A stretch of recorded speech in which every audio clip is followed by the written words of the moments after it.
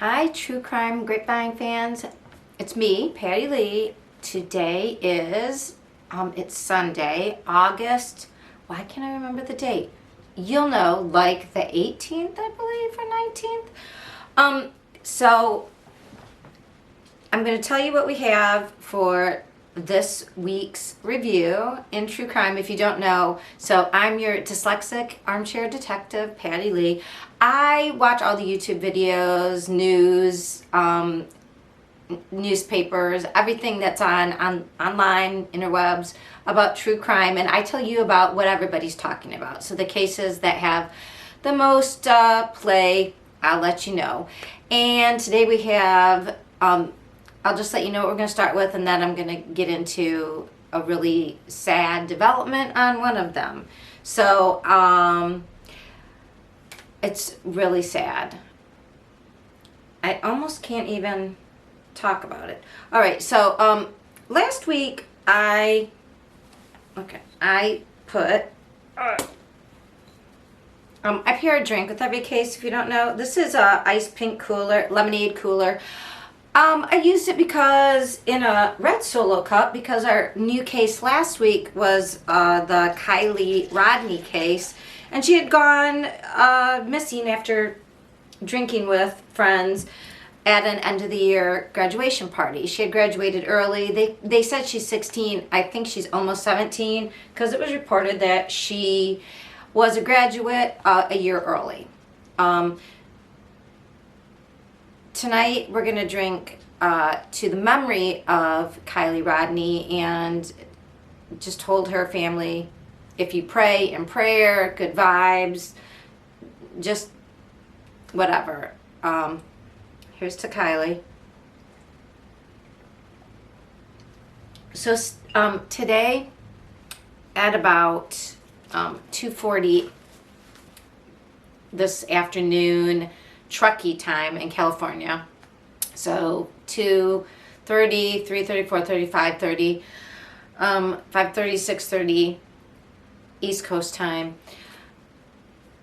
Adventures with Purpose posted. They had notified the family, and unfortunately they had found the car just about 100 feet from the road, like at where the party left. She wasn't that far, but apparently the car was upside down, which isn't that unusual, because I guess when cars go into the water, and everybody's saying, well, why didn't it make a big noise? So a car, if you're driving along and you accidentally think like a boat ramp is a road, it probably just makes like a splashy noise, not as loud as you would think. It's not like a crash, right? And then the car, the inertia takes it out, and then there's an air bubble in the car, and that sometimes causes it to flip. So it was 14 feet down, which isn't a lot, but they said the water there was really murky, and the people who found it were Adventures with Purpose. So I don't know if I even reported it last week, but during the end of the first week, people had been contacting online Adventures with Purpose, saying, you know, hey, are you going to go out to Truckee? Are you going to go look for that girl? And they usually don't go to new cases. They are the people that go years later, like cold cases, and follow up on, you know, usually when people have gone missing with their cars, and then they look at all the water sources that would have been on that person's way home. But there was enough public pressure or insistence that I believe Placer County, they said, sure, you can, they invited them in. They came there Friday night.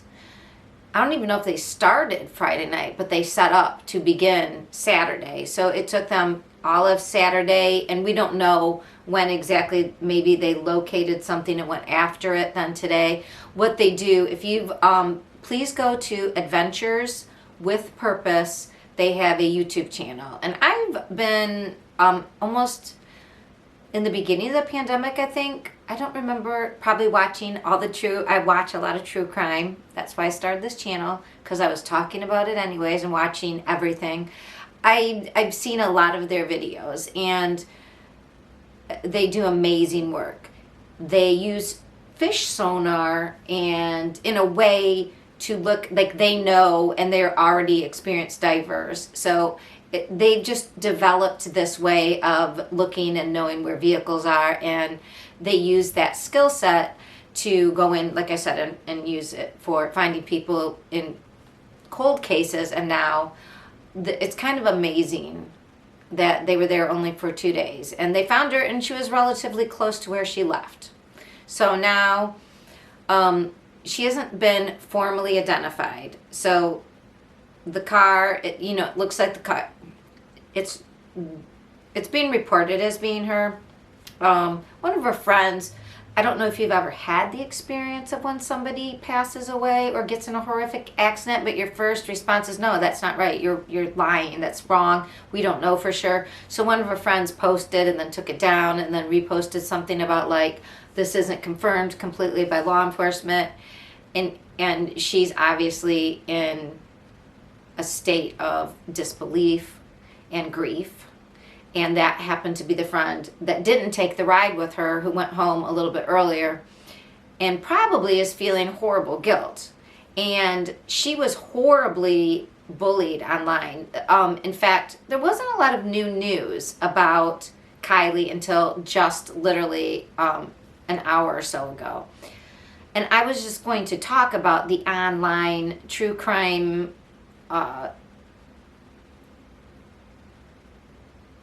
experience. If you were following, I follow a channel that I mentioned in my last review of this case, when it was our new case of the week last week, and I talked about Ickadmel, and it's little I, C, K, capital M, or it's capital E-D, capital M-E-L, Ick, Ed, like education, and then Mel. The guy's name is Mel.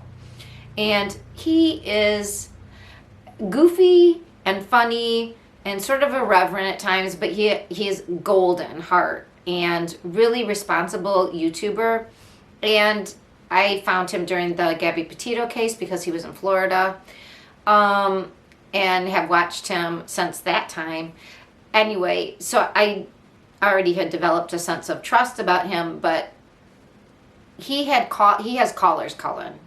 And he lets people talk who sometimes you don't know if they're okay or not. I mean, it can be a grab bag of cuckoos, but then really, like, people from Truckee had been calling in during his live streams about Kylie Rodney, and they were talking about, like, oh yeah, older guys do go up there, and who knows, and they need to check that out. And people talking about the terrain and the fact that I didn't know about this, but somebody brought it up, and then I researched it. Yes, a woman had been missing, a 32-year-old woman with her dog, and hikers found her a month later. So, and I don't even think I had time to report about it, but there had been another couple who had been to the same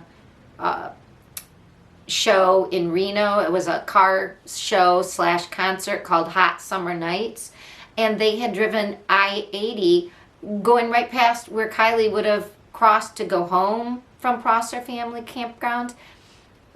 This couple, they were a friend, they were almost home. They were way further west, but they had crossed by that same area. And of course people are like, well, that's weird. These two people are missing with their car. And it was the same day, but much later.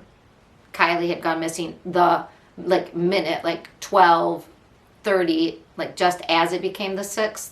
And they went missing about 11 o'clock was their last communication, PM, on the 6th. But still, the thing was just ironic, because in that case, I think it was Friday or Thursday of this week, somebody then said, I didn't think of it, but they had seen a car go off the road, and then they looked in that area. They found that where these people, they had been ejected. I don't know if they didn't have their seatbelts on, but the terrain can be, it was a very steep decline right off the road. So if they skidded off the road, I don't know if there's deer at night. I don't know exactly. It seems like the person who reported it may have seen it. I don't know if they were involved in something. Do you know what I'm saying? That it is unclear, except for somebody did. I heard that they said they saw it it skid off the road. And then I don't know if they reported it later to the police, it sounds like, once it became a national story, perhaps. Or if it was a person who actually, they said skidded off the road, so they had to have seen it that night and maybe just not known what had happened. That's unclear, but the point is to say that those two individuals were missing for 11 days. Kylie had been missing for like just one more, 12 really, and it was in the same general area, and people were wondering, were these connected? Well, people got crazy online, especially related to Kylie's friends, the last people who had seen her, the people who were on the news talking about her, trying to get the story out, talking to any YouTuber, and people began to say, oh, the friends are guilty. There was this weird conspiracy, and the thing is, and I think I said this before, but there were three possible things. Either she had an accident, which was most likely.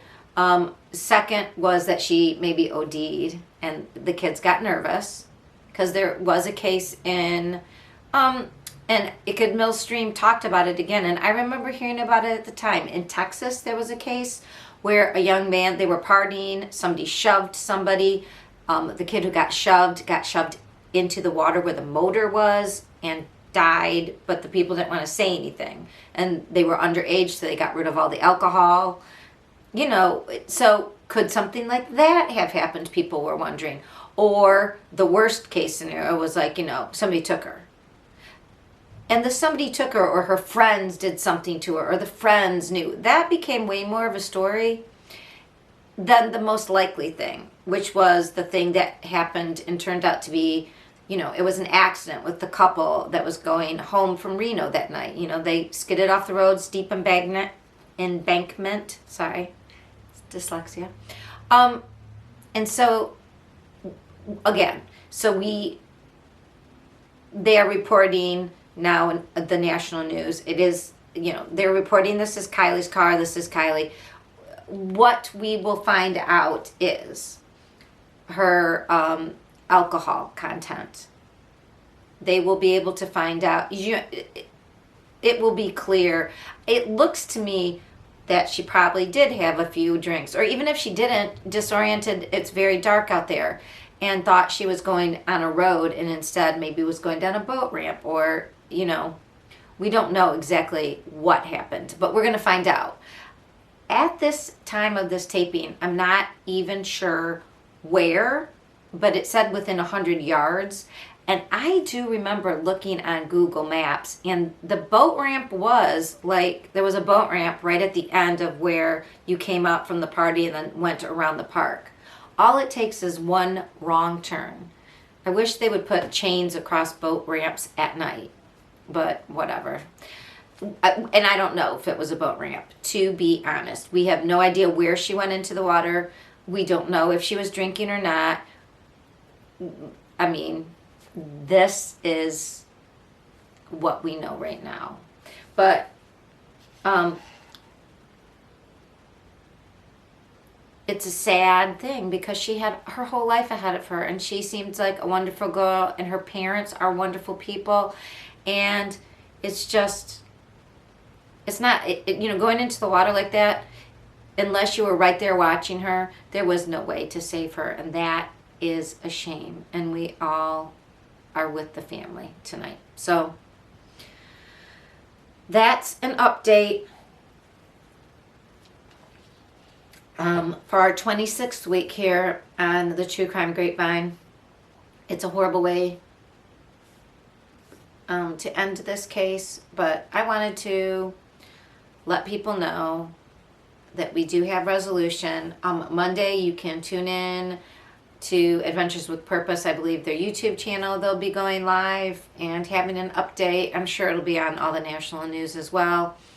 As far as I know, right this minute, Placer County themselves haven't put up the official notice, but I'm sure that will be happening soon. And that is our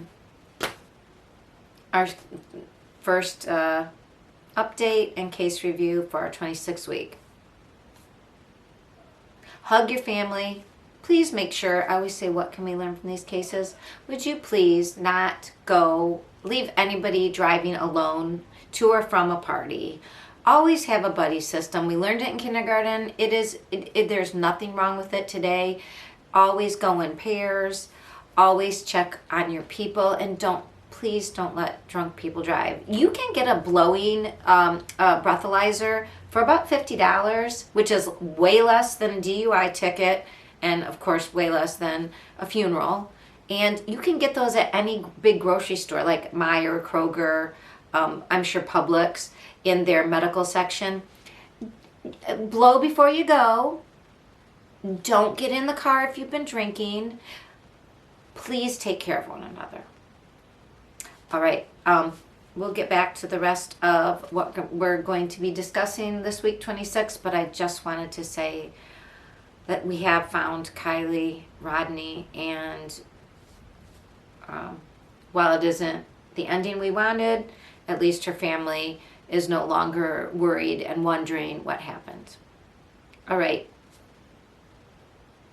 I'll be back with the rest of our week, True Crime Grapevine fans. Thank you.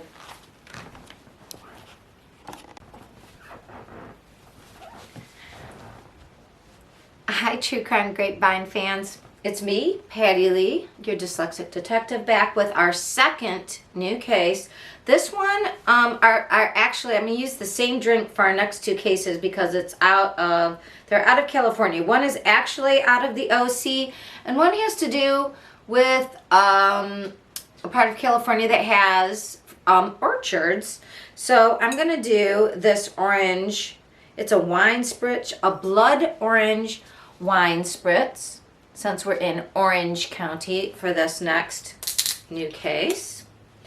Let's pour this out. So what are we talking about? I did think of doing lemonade for this case, and you'll find out. So let's see. Let's do a little taste test.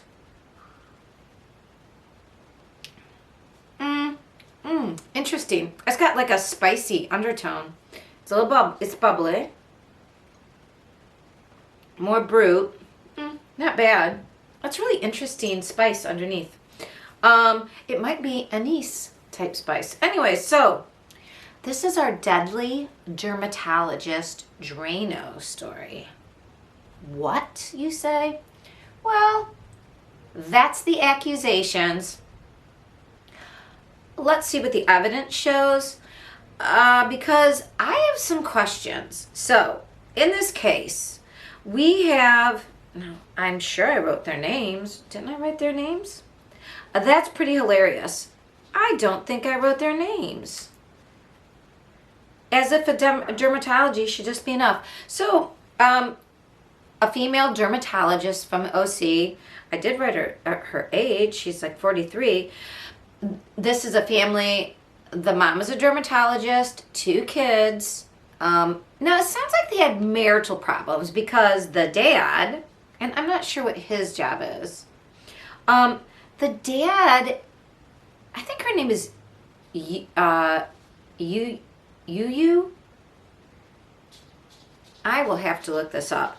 The dad is claiming that he used like a nanny cam and found that the wife looks to be pouring Drano into his drink. Now, it was a lemonade, that's why I thought I was going to use lemonade, but I thought the blood orange would be good for Orange County. Now, he says that he suffered burns to his esophagus and stomach upset, but now the mom is saying he wants to separate. This isn't what it looks like, that she was pouring Drano into a container to pour it down the sink to actually clean. So there was no mention that he went to the hospital. There's no mention that he went to the doctor. It's just he has this video of her pouring what looks to be like Drano, what looks to be like in a cup. But Drano and other substances could look yellowish, so I'm not clear because he has now gotten a temporary restraining order, of course, against her. He's gotten the children away from her. She is in trouble. They are, I mean, this is serious, so there must be some evidence, but as it's been reported thus far, the evidence is this video, and they're looking closer at it. I want to know, if you had any Drano whatsoever in your drink, wouldn't that kill you? Or like burn you immediately to the point where you'd be hospitalized, and if you actually swallowed it? And she's a dermatologist, so wouldn't she know that that would be something that could be tracked?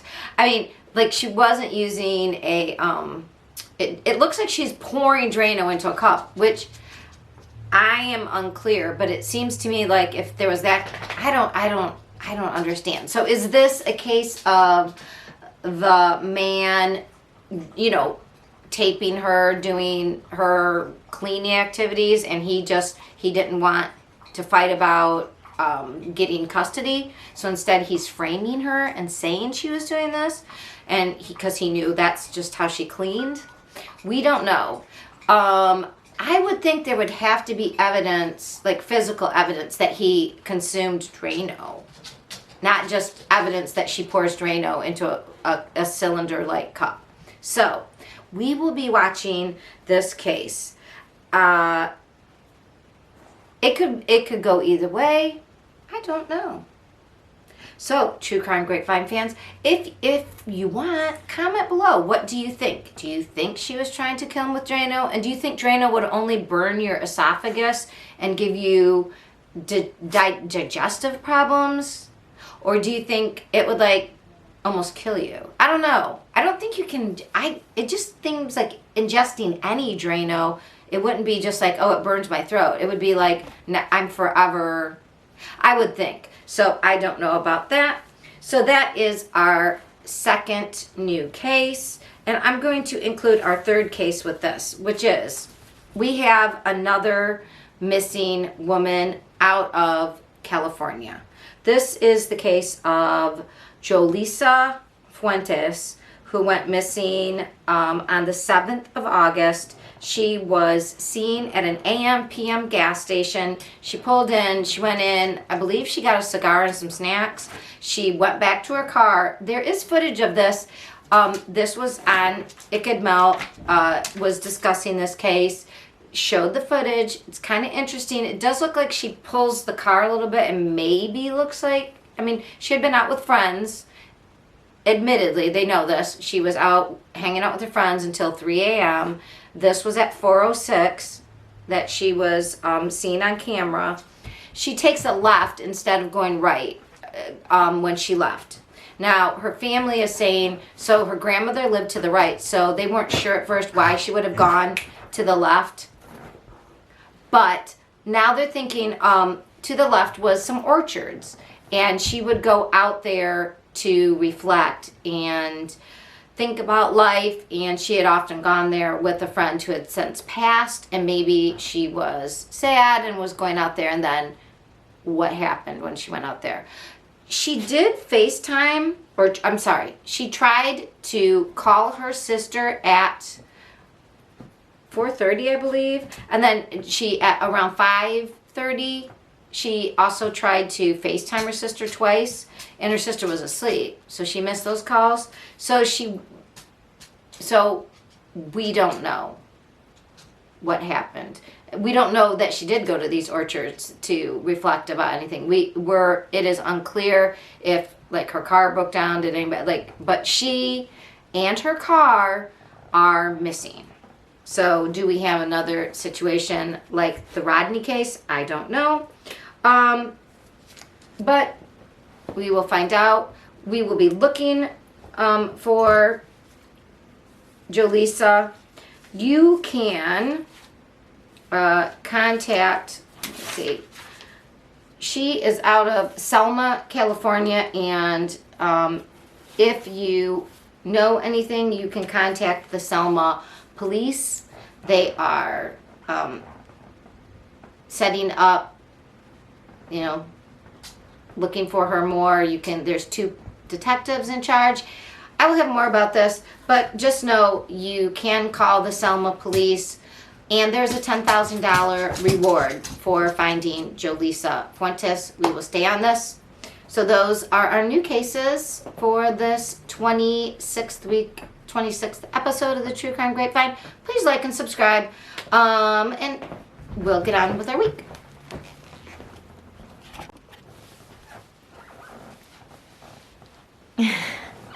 Hi, True Crime Grapevine fans. All right, this is episode 26. This is the Armstrong case we're going to be talking about next. I pair a drink with every case, and this case, Armstrong, Colin Strickland, and the death of Mo Wilson, a basically professional gravel bike rider. She was found dead in her friend's apartment in Austin, Texas. This is Menage a Trois. The reason we're drinking Menage a Trois, you might ask? Oh, let me tell you. So the reason we're drinking Menage a Trois was when this case hit the papers and interwebs. Papers. You can tell I'm old, right? When this story broke, we called it a love triangle because that's how it was first promoted by law enforcement and law enforcement to the papers. And when the indictment, the arrest warrant, came from the Austin Police Department, oh my gosh, like it read like a novel. There was this jealous woman. She knew that her boyfriend had cheated on her. She waited, lied in wait. When he saw her again, she lost her mind with jealousy and followed them surreptitiously, waited till her boyfriend left, went in, shot the girl 5 times, took off, went back home and acted like nothing was wrong, and then tried to play it off like that. This is what the indictment reads like. Okay, wow, that seems crazy, right? Now, I have in my playlist about Caitlin Armstrong and Colin Strickland in the Mo Wilson case, I have a number of ideas I had before about like this, that some things that didn't sit right with me. One was that the timeline was really tight. Like they said her car was seen right at 8:36 and Colin had dropped her off because they knew that she had keyed into the apartment at 8:30, like right on the dot. So it seemed like she was right there, which, you know, helps out a lot with the case. And I was like, was she, but it didn't say she stopped. It said they saw that she was in the neighborhood. Like, was she, and this apartment was in an alley, so was she seen on the street in front of the house with the address, or was she seen in that alley? That wasn't really clear. I also felt it problematic that just because, like, I don't know, she didn't have a past of hurting people, so how did she know that this girl was at, I'm sorry, the victim, who has a name, her name was Anna Mariah Wilson, who had a great future ahead of her. She was staying with another cyclist in Austin. She was from San Francisco. She originally was from Vermont, but she, like the woman who is accused, how would she know that this woman was in town and was staying there? That was, I mean, I just wondered how that. Also, it was weird because the gun involved was the gun purchased by the boyfriend in January, I believe. He purchased 2 guns, and I was like, okay, but he bought the guns, and was she a gun aficionado? It didn't sound like that, right? So somehow somebody who is new to guns was given a gun, and she decides to go just like did she plan this all out? But how did she plan it out? When it just seemed like it was a like, how did that happen? It didn't make a lot of sense to me. Anyway, now, what has come, and it sounded, I thought, like the warrant read to me like the boyfriend Colin threw the live-in girlfriend Caitlin under the bus. That's what it sounded like to me. I was like, yeah, but there's all this, he said she did this. He said she felt this way. He said, I mean, like, okay, but he was the one who actually saw her that day. I'm just saying, why is it, how would his girlfriend, who didn't even know she was in town or where she was staying, whereas he dropped her off, he was with her, did they have a problem? That wasn't even questioned, right? No, it had to be the jealous girlfriend. Sounds a little misogynistic, but whatever. Very nice deep flavor, as we've talked before about Menage a Trois. So that's my past problems with it. Now, we saw this week that her lawyer came out. Now, he's only spoken once before, and when he spoke, he said something about that there were two inexperienced police people, and he said they didn't even check out the story of the ex-boyfriend. And I didn't know what ex-boyfriend meant, and I still don't know if they're referring to Colin or if they're I thought maybe they were referring to somebody else. Maybe he is still referring to Colin. I'm not exactly sure. But he wrote this, I think it's a 178-page motion, basically asking to have everything suppressed that was found, everything suppressed from her first, I was going to say intake. The Caitlin was, so we didn't know this at first.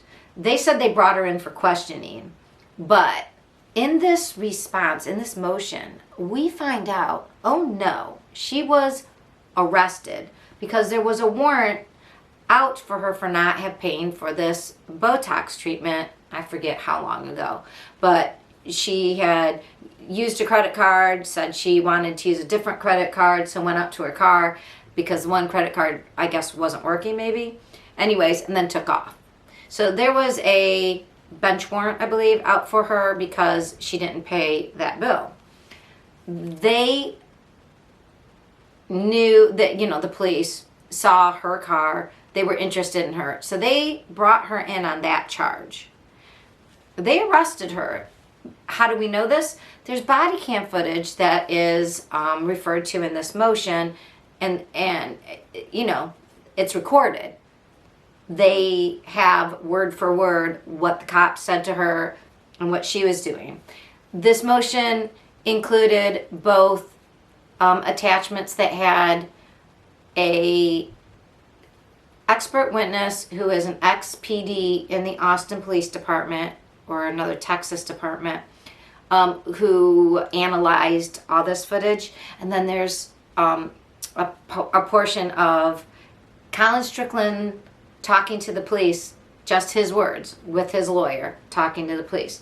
Okay, so what they point out, this guy, the guy who wrote it, it's very well written. And it's kind of scary if you're ever in a situation where you're tangentially related to a murder. You should worry if the cops just decide you look good for it, because this goes through how the warrant was written versus like the actual facts based upon that the warrant was based upon, but that these facts were sort of it was twisted in a way that made it look very much like Caitlin was more guilty than the facts actually show. So what did it show? Okay, well, number one, they bring her in and tell her she's under arrest. And she asks for a lawyer a number of times, and they never stop. So if you watch Scott Reich, Crime Talk with Scott Reich, he's a defense lawyer, and he's very much a libertarian defense lawyer. He will tell you, lawyer, lawyer, lawyer. That's the first thing you say when you're under arrest. You don't talk to him. lawyer, that's what you say, lawyer. I want my lawyer. So she said, so I'm under, like, they start to read her Miranda rights and they don't. So she was never read her Miranda rights. And you know, if you're not Mirandaized, meaning if they don't say you're under arrest, they specifically have to say the magic words. Anything you say can and will be used you against you in a court of law. You are allowed to have an attorney, and if you don't, you can't pay one. You can, we will provide one for you. All that stuff. They never said all that stuff. So they tell her she's under arrest. Then she says, so do I need a lawyer? I think I need a lawyer. They never stop. So when somebody asks for a lawyer, you're supposed to stop interrogating them. Then she also says, well, wait a minute. So am I free to go? She was kept there. She wasn't free to go. But then before they Mirandize her, there's a knock on the door, and then they start saying, well, you're not really under arrest because we have the wrong birth date, which I believe this filing said that actually wasn't true. The warrant was good. So the arrest was good. So she was under arrest, but they never Mirandized her. And then it's like they played this little game of like, are you or aren't you under arrest? She kept asking for a lawyer. They never stopped. They didn't let her call her lawyer. She kept saying, so I can leave? Well, and then they kept asking her questions. They did not let her leave. They detained her. So we're not allowed to do that in our country. You're not allowed to detain somebody unless they're under arrest. And if they're under arrest, you must Mirandize them. And the reason why is because of this type of thing. This is an example why all these laws that seem to be in the way of police exist. They exist because police have misused their authority in the past, and that's how they became laws. So if you want to blame anybody, blame people who use their authority and, jam somebody into a box. People know you're not allowed to you can't. It's like being pregnant. You can't sort of be pregnant. You can't sort of be arrested. You either are being arrested, you are read your rights, you're not allowed to leave, you may call your lawyer.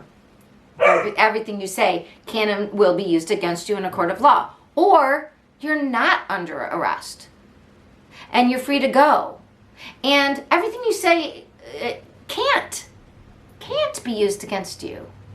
That's the problem for the Austin police. So also, so that's a big thing, is the Mirandizing and the sort of arrest and not letting her get her lawyer when she asks and not letting her leave when she asks to leave.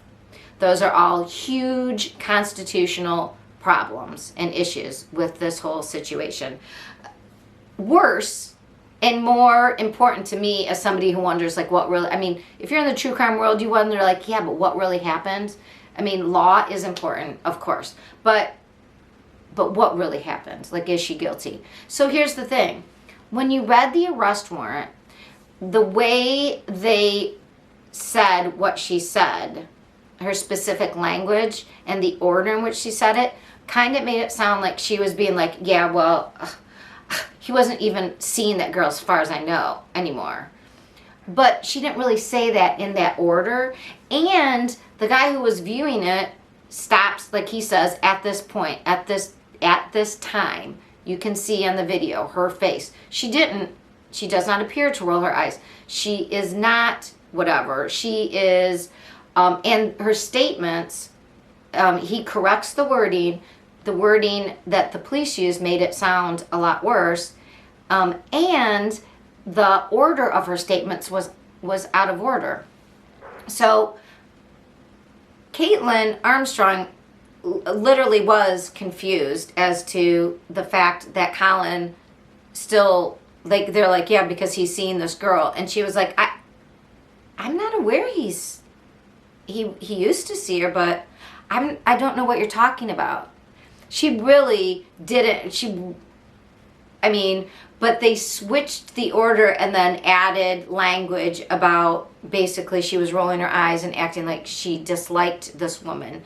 It fed into this, argument that she was this jealous person, and it said, oh, she sat there very still, as if whatever. And the person viewing the footage states that she was listening, but obviously they had said she was under arrest, she wasn't under arrest. They hadn't Mirandized her, but she wasn't talking a lot because she didn't know what was going on, and they obviously seemed to be pushing some sort of narrative she wasn't comfortable with, and she wanted to leave, but they weren't letting her leave. That's why she wasn't really saying a lot. It was like kind of, that makes a lot more sense now.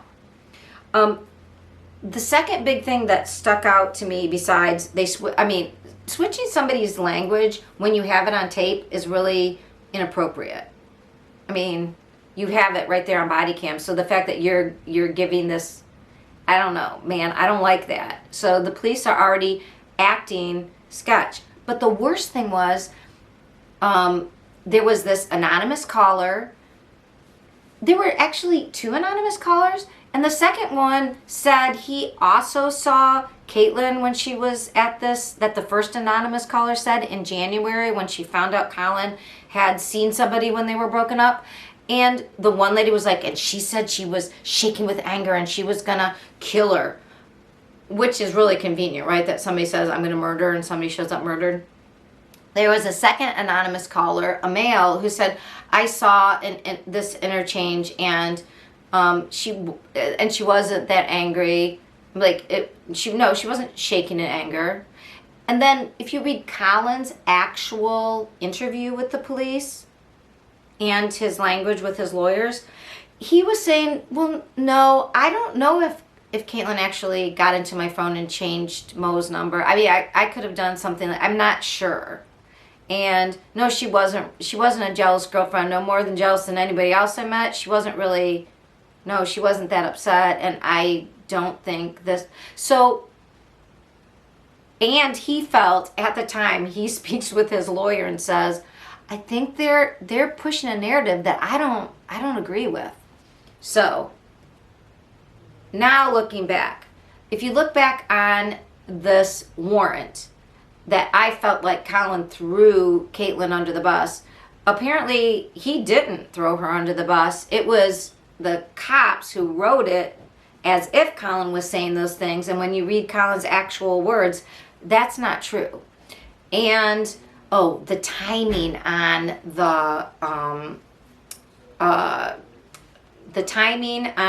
the actual surveillance footage was off.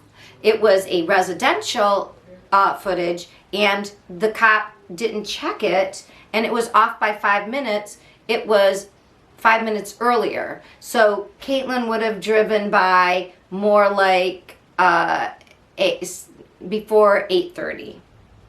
Like 8:25 was when the car would have been driving, not at 8:36 right after she was dropped off. So it doesn't fit the narrative. And it was corrected, but like 52 days later, and it wasn't corrected in the actual warrant, obviously, because the warrant was already out. So Caitlin's lawyers there's so many mistakes, and it does seem like the cops jumped the gun. They had this narrative of a jealous girlfriend. It worked for them, even though the evidence didn't support that. So that's what we know right now, and I'm going to tell you how this all shakes out. But it looks like, boy, that warrant, this is the reason why you want cops to follow the letter of the law, because everything said, like, that could all be out. And if all of this is out of the warrant, the anonymous phone call that wasn't, there was two, the anonymous phone call that said stuff, if that's not considered, if the statements were wrong, I mean, if everything's thrown out, then the thing is, do you have enough to even arrest her? And I am telling you, I'm making a prediction. I am saying this is kind of like a Barry Morphew case again, even though I think the case against Barry Morphew was way worse, and I, no offense, think that it should be refiled. But this is why cops take their time and don't just make an arrest based on what feels right, because it often can be wrong. You want to be right. Maybe, and we don't know about this case. We haven't seen all the evidence. But what we know thus far is that the police didn't do a great job on that warrant, and now it looks like they were biased, and it could screw up the whole entire case. So when we say, why do police take their time? Why aren't they making an arrest right away? This is why. Because when they hurry up and try to find things, and yes, you will all say, but Caitlin ran away.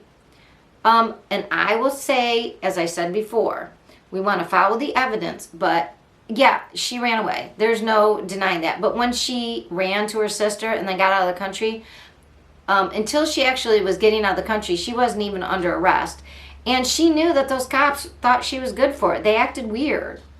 Was she just afraid? Did she make a mistake? I don't know. What I will tell you is, don't run from the police, because running makes you look guilty. Then again, get a good lawyer and make sure, and if you're the cops, do it right. Don't just try to make the evidence fit what you think the theory is. Because now, Austin police, those two cops, they look bad. They look like they tried to trick her into staying, even though she was like not under arrest. That was the whole reason for Miranda, for that Supreme Court decision. Because of this type of stuff. But we don't know. And the thing is, Mo deserves to have the person who killed her stopped, put to jail. And we don't know. Oh, the other thing that was interesting was, remember how everybody said, and Caitlin stole money from Colin. She embezzled money and had $150,000. And then everybody's saying, and she had another property, and that's probably where she went.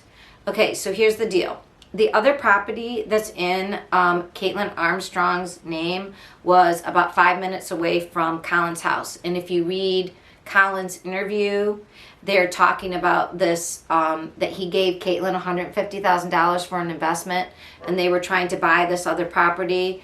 And I think that is what is involved. And she put money in the market. She didn't have like all his money. So as far as I know right now. So that is what we're dealing with right now with this love triangle. The love triangle thing was the cops' idea. So even though we're going to stick with it, I think it's more of mess. I don't know if there was a love triangle. Quite frankly, that's what the cops wanted for it to be. And look, we all took off with it, right? It's a good storyline. But is it a good legal argument? Doesn't seem so. It still makes a good wine pairing, so we're going to keep up with it. But let's just keep our minds open and follow the evidence. And don't just freak out and want people to be arrested right away. Because we've seen now in 2 cases where if the cops jump and make an arrest, if they go too fast without all the evidence, it can be really bad. And if they write warrants that have ideas that are based on emotions instead of evidence, again, bad idea. If we want people to go to jail, we need to have a clean case. So, right now as it stands, from what I read, I am on the fence as to who did this. We don't know. So we will have an update next week, hopefully, or in a couple weeks, on what the evidence really shows in this case. But Caitlin Armstrong's lawyer, coming in like gangbusters, made me question. I don't know about you. All right.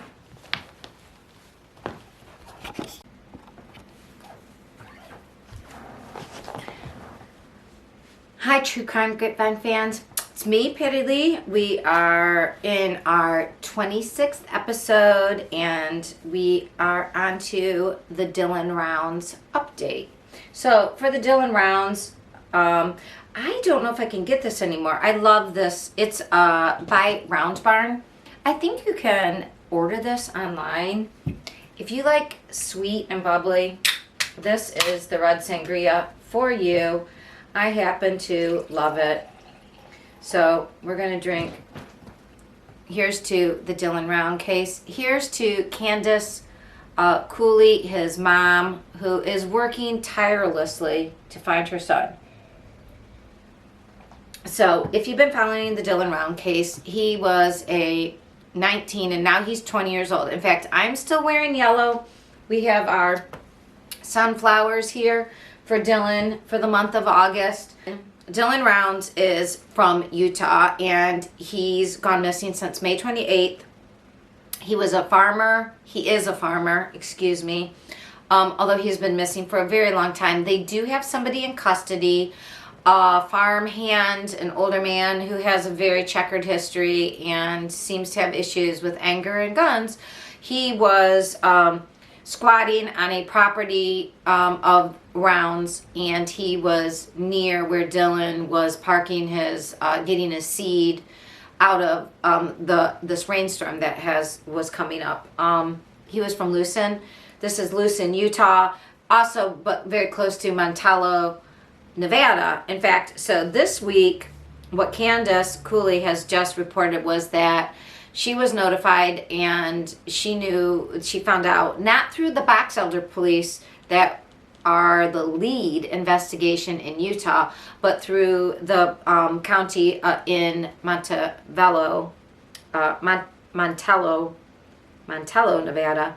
They let her know that they were looking at this Jim Brunner, who is the person of interest. He is in jail right now in Utah for weapons charges, and he has been named a person of interest. And the FBI is involved in this because it's multi-state, but the lead is Box Elder in Utah. But the police in Montevallo, Nevada, did search and do a cadaver dog.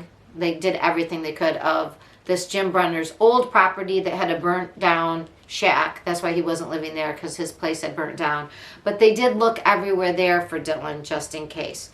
Now, they didn't find anything. Let's drink to not finding bad news, but we still don't have any news about where Dylan could be. We don't think Dylan walked away. I mean, he was parking his grain truck when this all occurred. We know that this man was squatting in a trailer on that property. We don't know if they exchanged words, but this man has a history of not dealing well with conflict in the past. So, Candace Cooley, Dylan's mom, she's the one who wants us all, like plant sunflowers, keep Dylan's name out there if you've seen Dylan. She wants the FBI to take the lead over Box Elder, because Box Elder, county sheriff, they're not working with her. They're not giving her, they haven't spoken to her in 2 months since June. So early June. So that's ridiculous. And I hope the FBI does take over this case. We want to find Dylan wherever he may be, alive or dead. We want to find Dylan. So please, keep this in your hearts. Send good vibes, prayers. Hopefully we will find Dylan.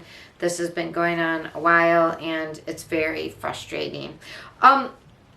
One of this, I just wanted to say, I wrote down that this reminds me a little bit, if you watch, there's a YouTube channel called It's a Crime. And Linda is the host. She's from Canada. And she talked about a case up there, Justin Evans. And Justin Evans was a man about Dylan's age. He went missing and was between, I think it was right before Christmas time. Anyway, he was found in a pond not very far away from where he went missing, where he was living with other people who had a very sketchy, we were here, we were there. Anyways, the police there seemed not to want to look too hard, and they're like, I guess we just missed him, but yet they had looked at that pond and then it froze over. It was a very weird situation. Go to It's a Crime, look up her playlist of Justin Evans.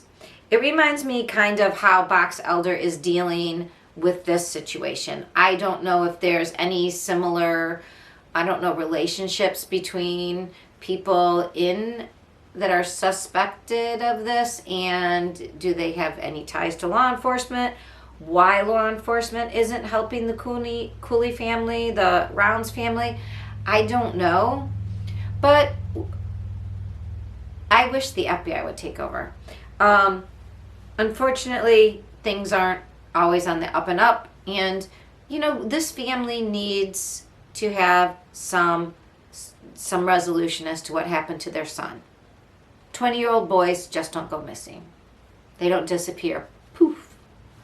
He was farming. He was doing his farm work. He had just talked to his grandmother. He was putting his truck away, and then he disappeared. All they found were his boots off his feet, just laid out. No, something happened. Something happened. All right. That is our update on the Dylan Rounds case.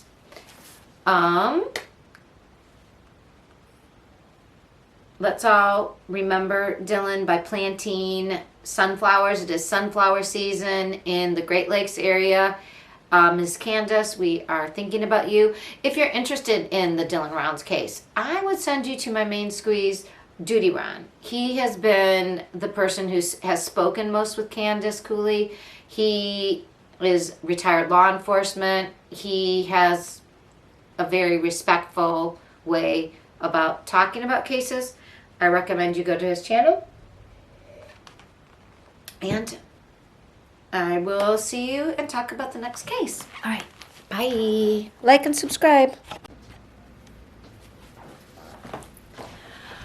Hi, True Crime Grapevine fans. It's me, your dyslexic detective, Patti Lee. This is week 26. We have 8 cases to review. So we have a couple new cases we're going to be talking about. One from New Zealand involving a very strange storage shocker situation. A deadly dermatologist. And there is another missing woman in California, a 22-year-old. So those will be our new cases. I've done a Kylie Rodney update. We have Dylan Rounds update to talk about. An update about a very interesting update on the Caitlin Armstrong case. There was a filing by her lawyers that we'll discuss. In our big court cases, we have an update on what's going on with the Vallow Daybell case. We've seen Ms. Vallow Daybell in court, and she was all smiles. And a Murtaugh update, more charges, as well as we've got like 4 celebrity case little tidbits. So let's get going, shall we? So this is my introduction where I'm going to tell you about those things, and then our first case, this is going to take me forever to open. I maybe should have waited. By the time I open it, our case might be done. Okay, here's the little guy. So what am I opening? I am opening something from New Zealand. So if you've been watching the True Crime Grapevine, this is our 26th episode, so our 26th week, you might know that I pair each case with some sort of alcoholic beverage or a beverage, because guess what? We have some beverages that aren't gonna, I have some people that maybe don't always drink, so their beverages won't be alcoholic. But anyways, it started out just wine and then it turned into other drinks, but this is from New Zealand. So this is a Kim Crawford. Did you know Kim Crawford, her products? Did you know she's from New Zealand? I did not know this. I've seen, obviously, the commercials for her products. Anyways, oh my gosh, we're going to see if I can do this on camera. So, I got a Prosecco because it's sweet. I like sweet things. Okay. Oh my goodness. All right, people. I might have to go get help.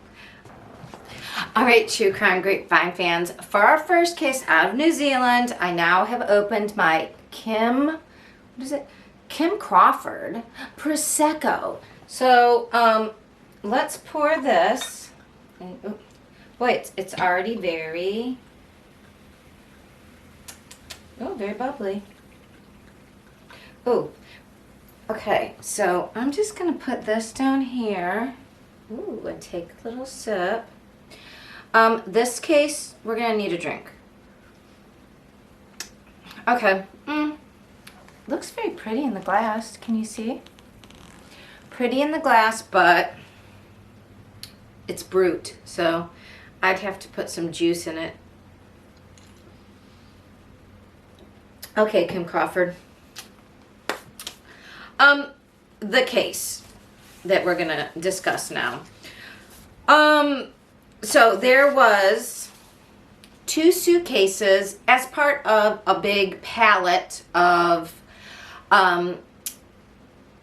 storage items people purchased in New Zealand. So I am sure you have seen maybe Storage Wars, or if not, there's a YouTuber I love named Hope, and her channel's called Hope Scope.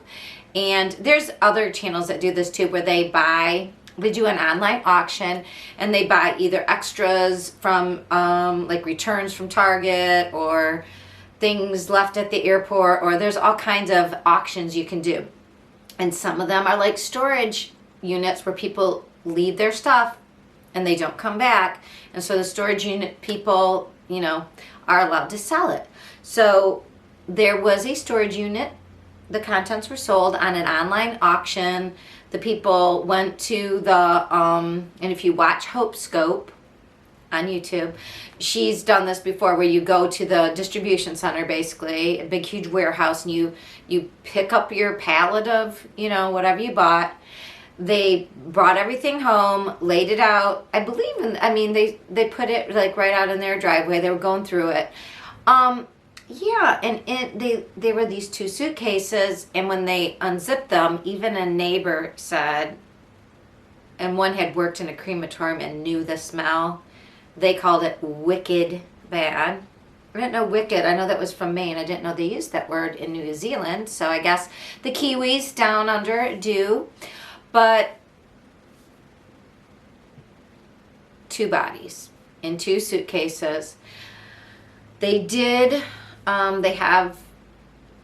this was last week, this happened. So since that time, the authorities have gotten DNA samples, and they were going to put them into the database to look to see if they assumed there probably would be relatives in the area. They said the storage unit had been rented like 4 to 5 years ago, and so once the bodies were looked at, the autopsy, the initial results were that these were primary school children between the ages of 5 to 10, and they had been dead for 2 to 3 years.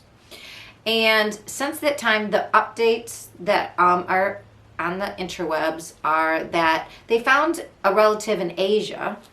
I don't know what that means. Asia is really large. I mean, it could be anywhere in what is considered Asia, which isn't, so we don't know. It's on that side of the world. I will stay on this case. I think it's interesting, but it's sort of macabre, but what a weird thing to do. And these people will be caught. They do think that the people have left the country.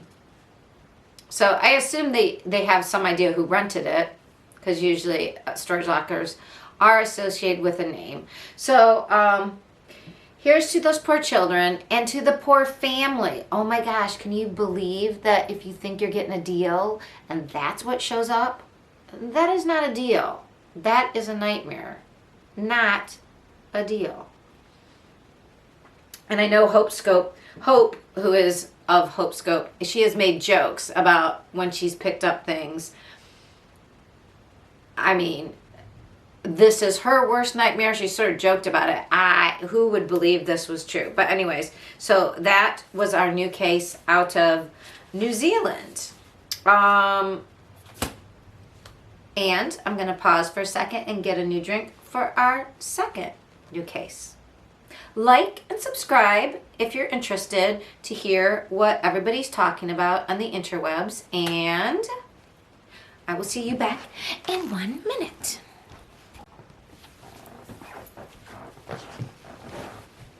Hi, True Crime Grapevine fans. Okay, it's me, Patti Lee. We are up to this is the 26th week of the True Crime Grapevine. And this is the Lori Vallow, Chad Daybell cult mom case. This is out of Idaho. Idaho's a big Mormon community as long as with Utah. And Lori Vallow and Chad Daybell developed their own church. What is it? The Church of the Firstborn, or the Firstborn Church. They developed that out of their Mormon theory. So I am pouring some Fresca. Why? Because Mormons don't, did you know Mormons don't drink? And they don't, and when they do drink sodas, they don't drink caffeine. Caffeine is bad. So I did drink mom water because, you know, and there was a Karen, because she's kind of a Karen. But, you know, I want to be true to her Mormon roots. So we're going to drink Fresca for Lori Vallow. Yeah, that's right, my little bee glass. Okay, so what's up with Lori Vallow? So we've got a couple of updates in the Vallow case. Let's unpack our case. Number one, Lori Vallow was in court, and she thought things, I don't want to say she's nuts because I want her to go to trial, but she was kind of like this.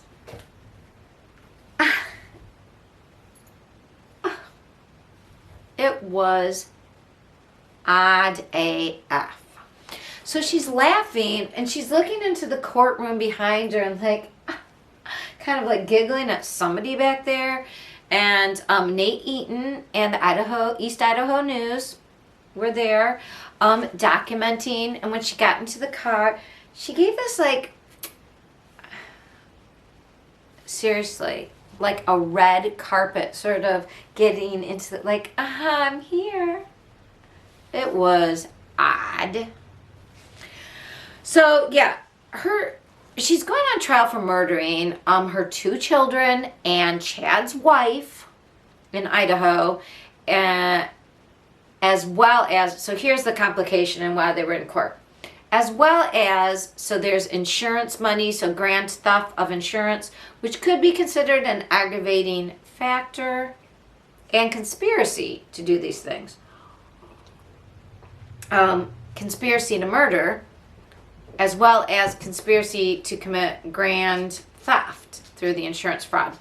And in different states, there's different ways of writing indictments. And usually you write what we would call a clean indictment, which would be the counts would all be separated. So you would have a count for murder for each child, the conspiracy to murder the person that she didn't directly kill herself but was known to kill, which would be Chad's wife, Tammy Daybell. And then you would have fraudulent counts for the grand theft of insurance for Tylee. She was, and probably, and also JJ, because, and then Chad would have his own insurance fraud for his wife. So, but those would all be extra counts. And the defense is saying, okay, well, you have to send this back to the grand jury because this seems very confusing, because this is a death penalty case, and these are aggravating factors, having these extra crimes in there, and they are written with a conjunction. And if you're old enough, you remember conjunction, junction, what's your function? It's like, what was it? Tying up words and phrases and dun dun. Okay, so like and but nor. Remember, and but nor will get you very far in Schoolhouse Rock. Okay, so they're written with and. 2 counts of murder and grand theft. 2 counts, you know, whatever. So the defense was saying, look, we can add language into the jury instructions to explain this. the Idaho specifically Supreme Court has not, like, the in Idaho, unlike other states. So if you watch if you watch Crime Talk with Scott Reich, or other lawyers, they will explain to you in other states you can't write counts like this. They have to be separate. And so the cure legally for this is to go back to the grand jury and present everything again, but separately.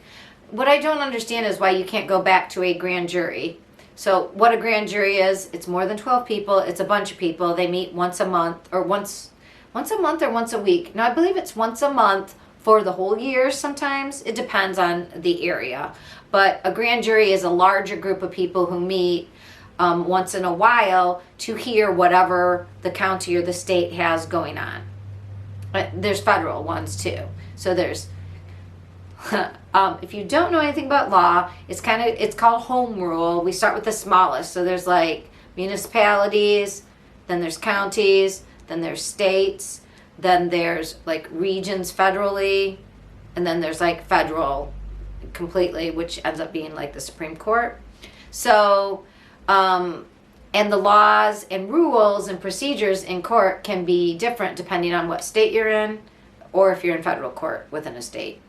And how the law is interpreted is based on what has happened in that state and type of court, either state or federal, before. It's the law. The reason lawyers have to go to law school, it's really confusing, and it's very specific. Even though there's generalities, sorry, there's the dyslexic detective in me. Even though there's generalities, there's specifics to each state. So apparently in Idaho, it's not like other states, and it's less specific about how you write these things, but it could still be confusing to the jury. That could cause a problem later on. We don't know how this is going to be cured. Will they take it back to the grand jury, or will the judge say, okay, I will try to do some ruling on this? That's what this hearing was about. And we didn't end up with a judgment from Judge Boyce, I do not believe. The other big thing about the Vallow case, so Nate Eaton and Nate Eaton specifically, but he's a great source to follow. He's one of my main squeezes on the Vallow case. But East Idaho News with Nate Eaton and also Justin Lim, they will be allowed to have, they'll be the pool camera for this trial. So that was settled. And it's great because that means then we'll all be able to see and hear what goes on in court. The other issue about like us seeing what goes on in court was Lori Hellis, who is a retired attorney who had practiced, I believe, in Nevada and I think Colorado, Oregon, maybe Idaho as well. She's retired now though, so she's inactive, but she wrote a motion to unseal some of the court's dealings, because when stuff happens in court, usually the public sees it because it happened. Gag orders are when you can't talk outside, like lawyers can't talk about the case to anybody else outside of court, but everything that happens in the court is public knowledge, and we have that because of transparency. But a lot of things in this case have been sealed. Some of it because of Lori's health issues, and those are still like HIPAA things. But also, I believe in these high visibility cases that when they're national news or international news, as this case is, until there's a jury picked, they don't want things known. And so Lori Hellis was writing a book, and she is a contributor to the Hidden True Crime podcast, which I recommend as a main squeeze source for the Vallow Daybell case. They've been following along. There's a journalist, Lauren Matthias, and her husband, who is a psychologist. He's actually a criminal psychologist who does a lot of testing in jails, I believe. and goes to court. You know, he's one of those people that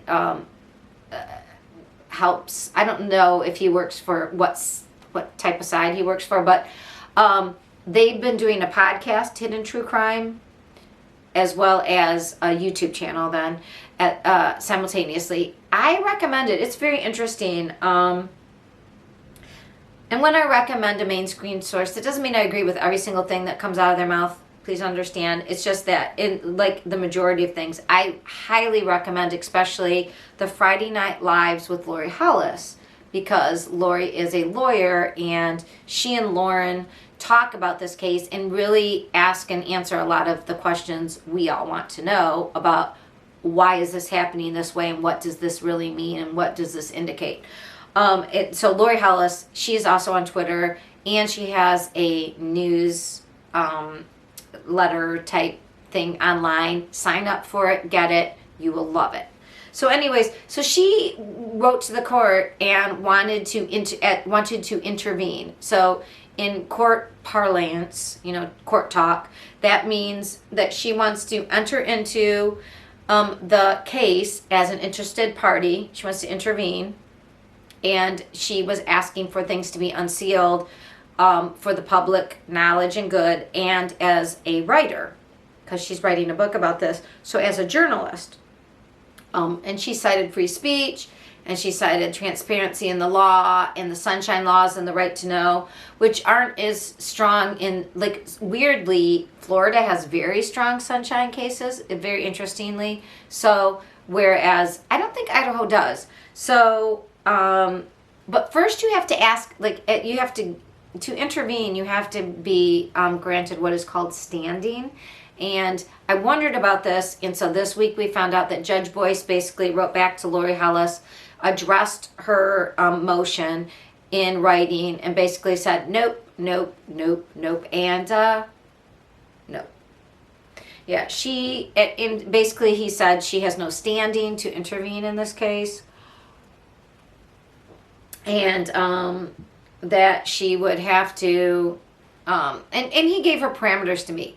So just recently on Twitter, I saw that Lori Hollis, it's go time. She took a picture. She's got a whole stack of documents. She is responding. She's a very good lawyer. So Judge Boyce is going to have a little fight on his hands, and he might have to. I mean, I think what he's trying to do is keep the jury pool non-tainted. So. But Lori Hollis makes great arguments. Scott Reich, who, like I said, is a libertarian defense attorney, he's all in for Lori Hollis, getting us that information.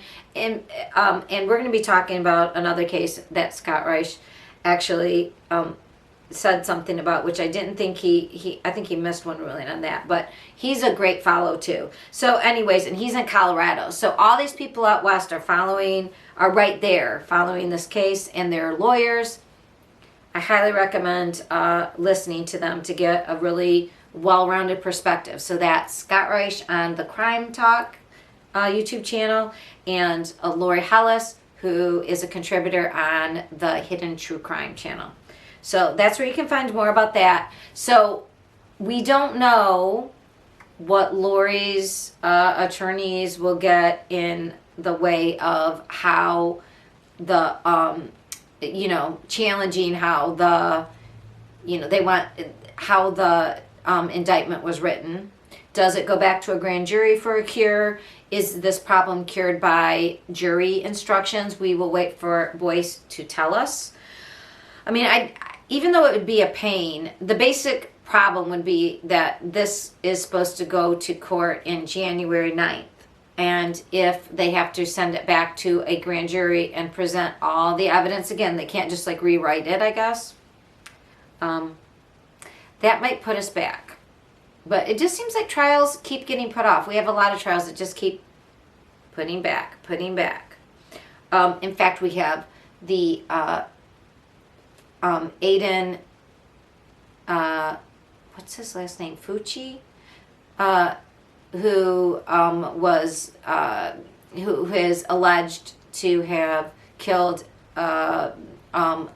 teen in his middle school, Tristan, who was a cheerleader. His case is now pushed back again. And then another case was pushed back. The Pike County Massacre, maybe they're making a deal, but George Wagner the fourth, his case that was supposed to be happening in August was pushed back until October, November. That might be due to Ohio. The AG who filed the case and fought the case against the Wagners was Mike DeWine, who is the governor now, and he's having a tough race right now in Ohio. And I don't know if anybody's helping out anybody, but, you know, him saying, I was tough on crime, see, look, I'm, you know, the people I put away are, you know, right before November. Does that help him? Maybe.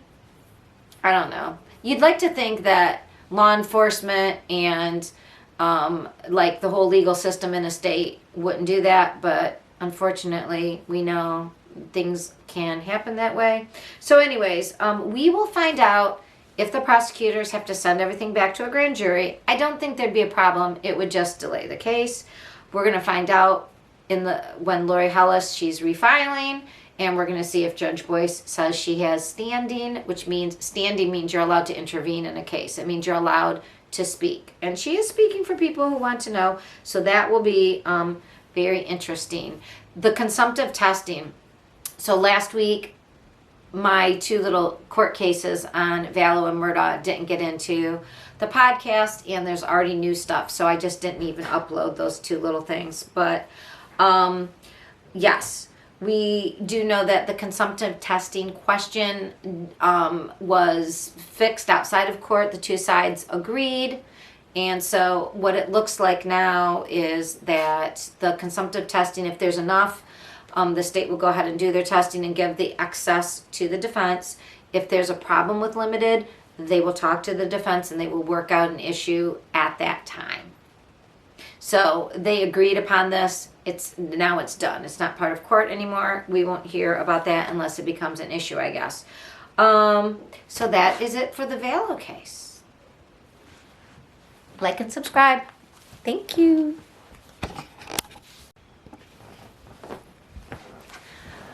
All right, True Crime. Oh my gosh. Can you tell I'm the dyslexic detective?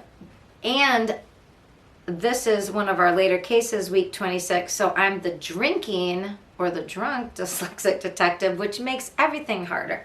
Okay, so we are still in week 26, episode 26. We are up to the Murdaugh case. It's spelled like Murdaugh. If you want to look it up, it's Merdaugh, and it's Alex, Alex, but down in South Kakalak, especially in the Low Country, we say Alec Murdaugh. Alec Murdaugh. We drink 19 crimes. Oh, but we're up to way more than 19 crimes with Alec. So what has happened in this case? Well, I'm about ready to tell y'all. Sit back, y'all. Pour a glass of red. I'm going to tell you a crazy story about a man named Alec Murdaugh. Okay, so almost all of my research about Alec Murdaugh comes from Fitz News, also some from other news sources down in South Kakalak, but Fitz News with Mandy, Matney, and Will Folks at Fitz News, and Liz Farrell. Yeah, there's a podcast called The Murdaugh Murders. That's Mandy Matney's with her. I believe they started it just as a podcast like 3 years ago, right before this all like sort of started getting crazy. They've been tracking the Murdaughs for a while.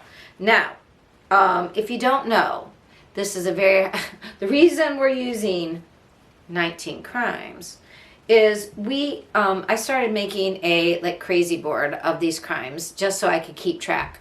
So we have like all these financial misdoings, which are similar to like the Giraldi case with a lot of like mismanagement of settlement claims and paying off of people along the way. I mean, it's just crazy. Then we have like actual murders, not just one. We have we have an accidental death, which kind of started the whole ball rolling as to looking under, like turning over the rock and looking at what's underneath it, which was the accidental death in 2019 of Mallory Beach. We have then the deaths, though, of Maggie and Paul Murdaugh, Alex's wife and son, at their property, Moselle, in Carleton County in South Cackalack. They're from Hampton County, but this is all the Low Country. Folks, there is so much to do with this. So the newest stuff, if you've been following and you know all about the Murdaugh case, let me just tell you, there are more charges. Shocker. Holy moly. Are they for murders or are they for financial crimes? Good question. These are financial crimes. We have, let's see, how many more murders? We have 2 more counts of money laundering, a value of $20,000 to $100,000. 1 count of money laundering for over $100,000. There are 2 counts of computer crime of a value more than $10,000, and 4 counts of obtaining signatures or property by false pretenses of a value of $10,000 or more. So now Alex is up to 18 indictments and 90 charges. So if we're talking about 19 crimes, are we talking about indictments? Because he's at 18. We're almost there. If we're talking about charges, like individual charges, 90. That's 90. I'm telling you folks, this is crazy. So if you have been listening to the rest of this week 26th update in the Valo case, I was discussing grand juries. A grand jury is a jury. The reason it's called grand instead of like a petite jury is the jury we know, 12 people, right? Or sometimes, like in the Johnny Depp case, less than 12 in a civil case, depending on the state, right? There's state laws and there's also federal laws. So this was a grand jury in South Carolina, and a grand jury is a group of people that meet, I think, once a month usually. So the grand jury, yes, has added more charges to Alec Murdaugh. And I was saying, so what I was in the process of saying was, we assume, so grand juries, there's 2 ways to indict people. And we talked about this in the Barry Morphew case and in the Valo case. So you can be indicted, if you're indicted by a grand jury, that means a grand jury is a larger group of people, more than 12. They hear only from the prosecutor, and then they will then they vote to either indict or not indict. And if you're indicted, that means then you go to court.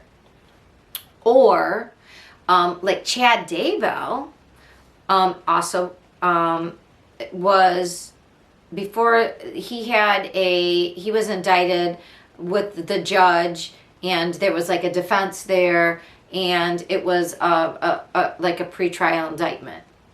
You can be indicted that way, and then the judge goes, yes, there's enough to go to court.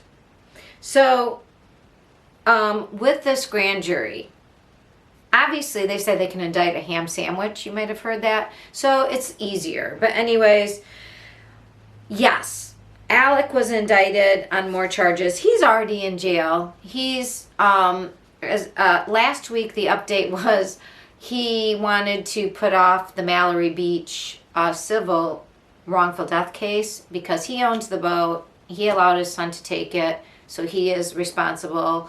The insurance company doesn't want to pay off because they're saying, no, this wasn't like a legitimate business. I think his business was the one who insured it, and they're like, no, you gave permission for your kid to just use this. We're not covering you. So he wanted to wait and stay that case because they were getting ready for the murder trial, and basically the civil case is going forward. So we're going to have a Murdaugh civil case and the Mallory Beach case first. But we're still having, that murder case is still breathing right down. And now we have all these, and then we have all these charges on the financial crimes. So Murdaugh basically is going to be in jail, or excuse me, well, he's jailed, but he is going to be in court for all these cases for a very long time. So I'm going to try to create like a crazy map wall with, you know, red string to try to just have a visual for all the different effects, like all the different people that are involved in the different crimes.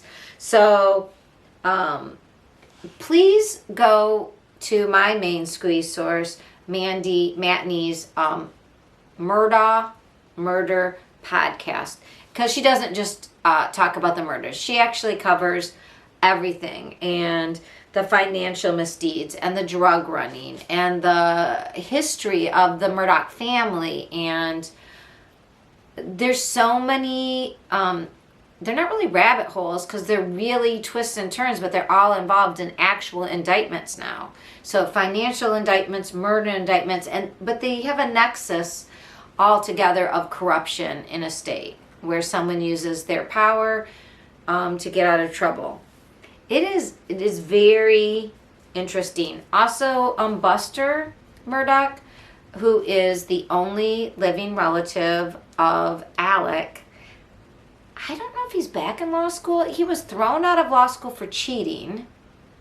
His girlfriend, who has finished law school and passed the bar, has to do some sort of, before she can actually be a lawyer, has to do some explanation. And Alec was kicked out of school because somebody whom he plagiarized, they said was close to him.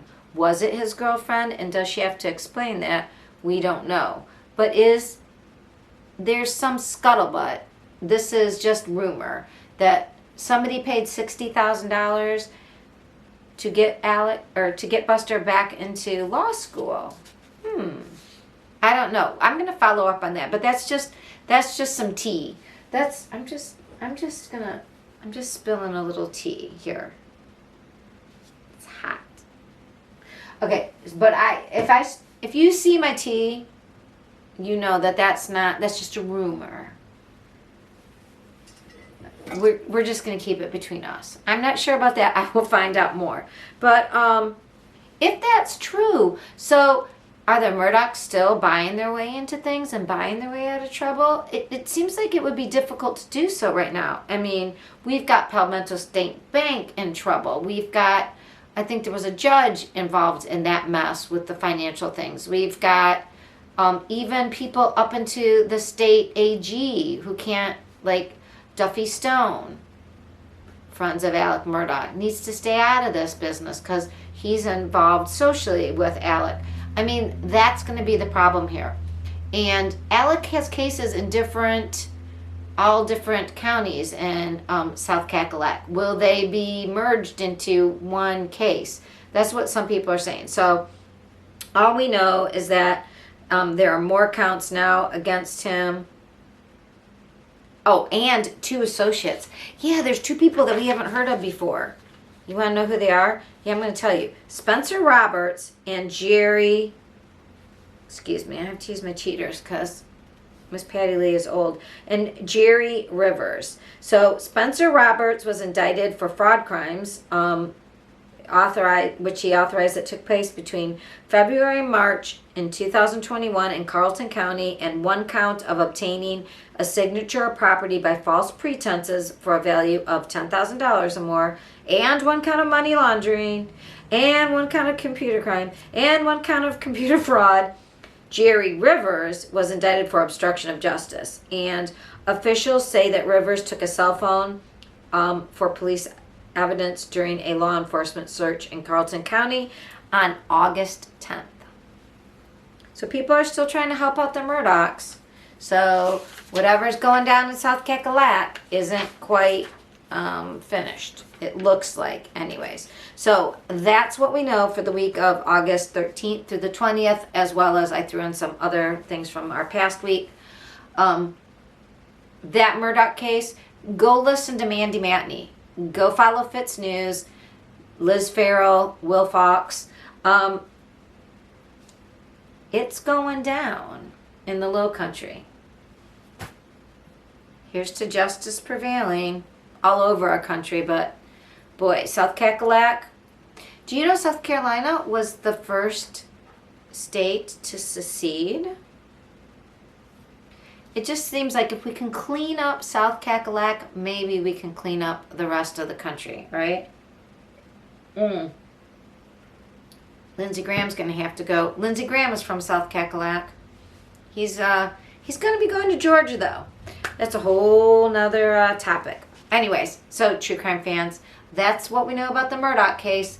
Go follow Manny Matney on the Murdaugh Murder Podcast. You will not be sorry. There's so much to learn. It's like taking a case. If you follow all of it, it's literally like following a college course in corruption. All right. Like and subscribe.